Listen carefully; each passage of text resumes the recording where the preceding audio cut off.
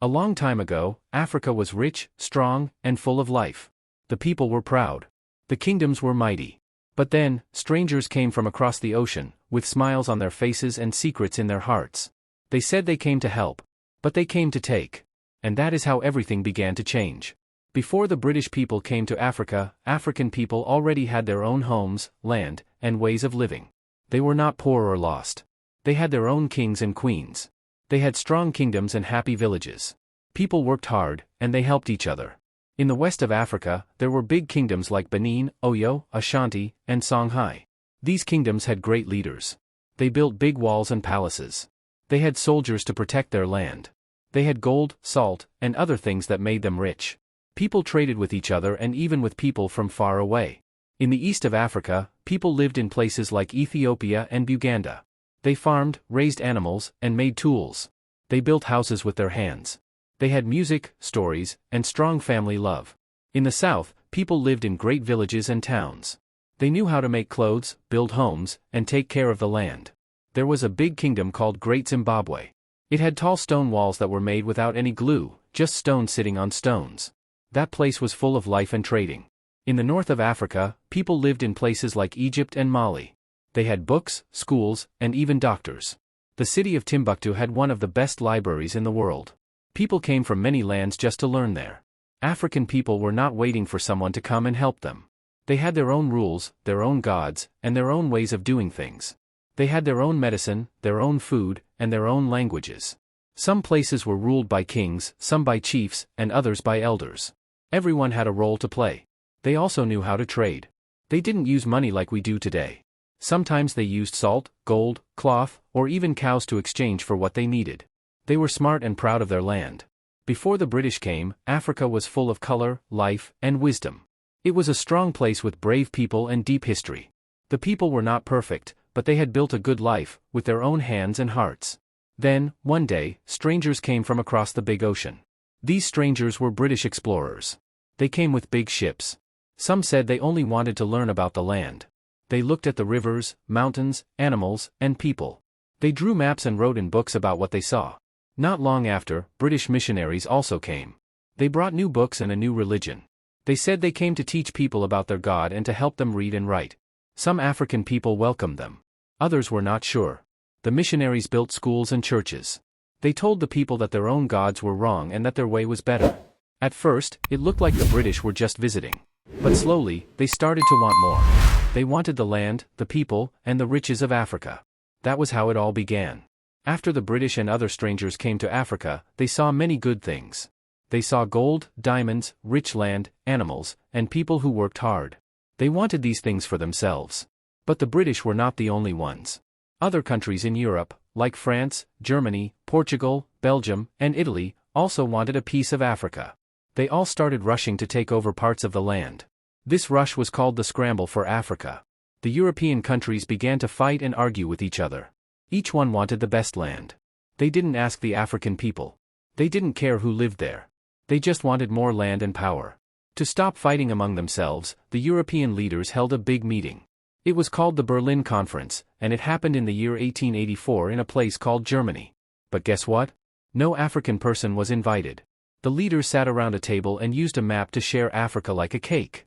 They drew lines and gave pieces of the land to each country. The British got a very big part of Africa. They took land in the west, east, and south. They said they came to bring peace, schools, roads, and the Bible. But they also brought soldiers, guns, and rules. They made themselves the rulers and started to control African people. The British used something called indirect rule. That means they didn't always rule by themselves. They chose some African chiefs and told them what to do. These chiefs had to follow British orders or be punished. Sometimes, the British forced people to work or pay taxes. If anyone said no, they were beaten or sent to prison. So, the scramble for Africa was not a game. It was the start of many hard years for African people. The land that once belonged to African families and kingdoms was now taken by strangers. The African voice was silenced. And the British flag was now flying in many parts of Africa. After the Berlin meeting, the British took over many places in West Africa. They went to places like Nigeria, Ghana, which was called the Gold Coast, Sierra Leone, and the Gambia. The British wanted the land, but they also wanted the gold, palm oil, rubber, cocoa, and other riches.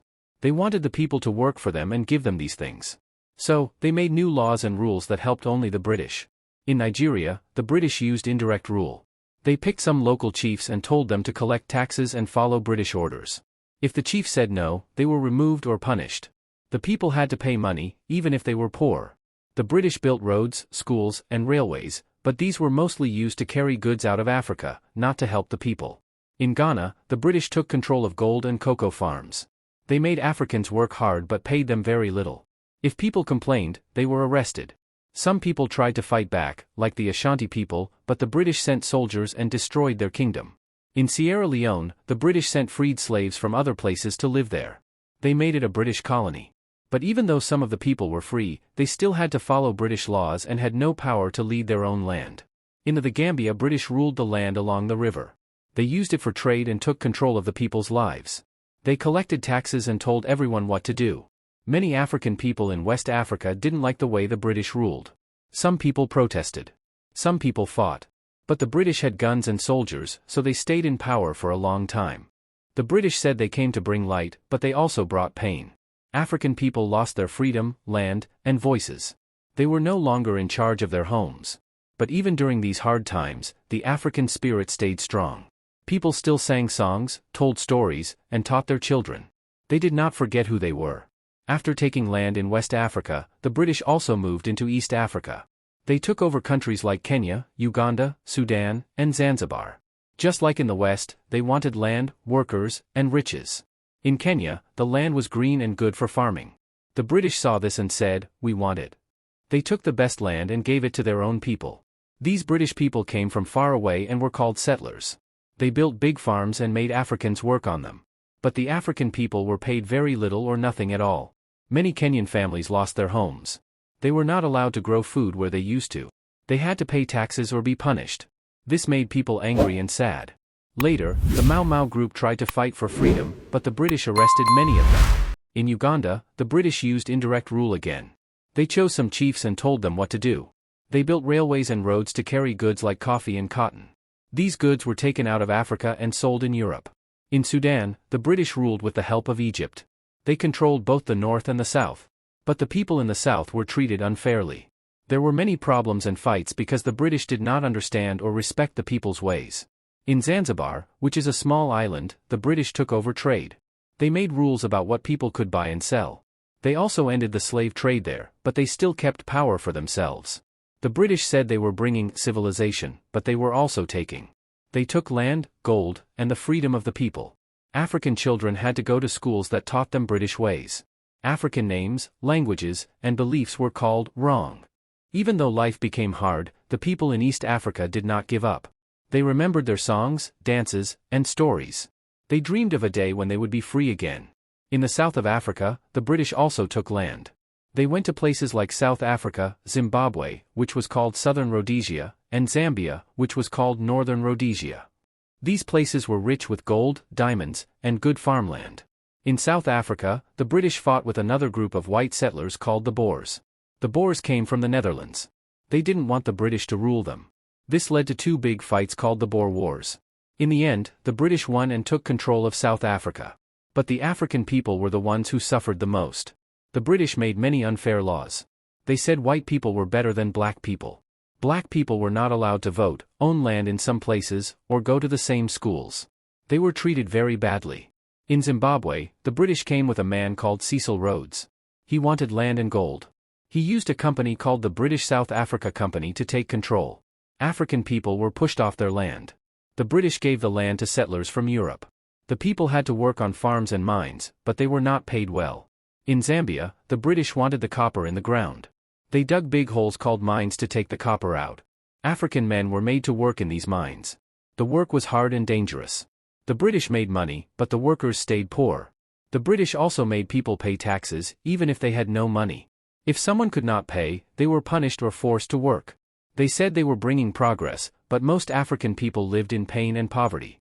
Still, the people did not forget who they were. They remembered their land, their leaders, and their dreams. One day, they believed they would be free. When the British took over many parts of Africa, they became the rulers. They made the laws. They decided what was right and what was wrong. African people had to follow these rules, even if they didn't like them. Life became very hard for many Africans. The British took the best land, the best jobs, and the most money. African people were made to work on farms, in mines, or on roads. They were paid very little or not at all. If someone refused to work or could not pay taxes, they were punished. The British made people pay taxes with money. But most African people did not use money before. They traded things like yams, cloth, or cows. So now, they had to work for the British just to get money to pay taxes. This made many people poor and tired. The British also brought new schools and new churches. In the schools, children were taught to read and write, but only in English or other European languages. They were told to forget their own languages, stories, and names. Some children were even told that their ways were bad or wrong. In the churches, African people were taught a new religion. Some people liked it, but others were confused. They were told not to pray to their own gods. The British said only their God was real. This made some people feel lost or sad. The British also changed how people lived. They made new borders and broke up families and tribes. They chose who could be a chief or a leader.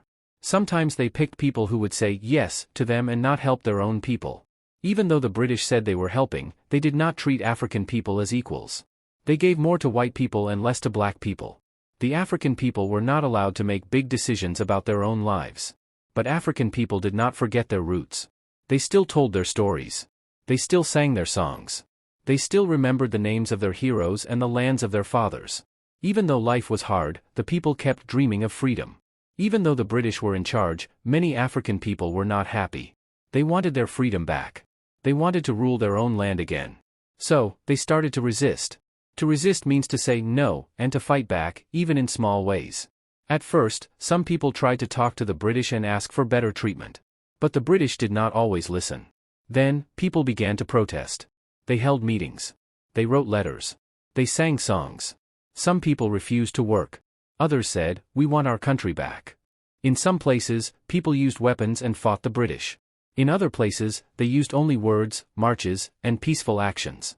These people were called freedom fighters. They were very brave. After many years, the world started to change. People in other countries said, Africa should be free.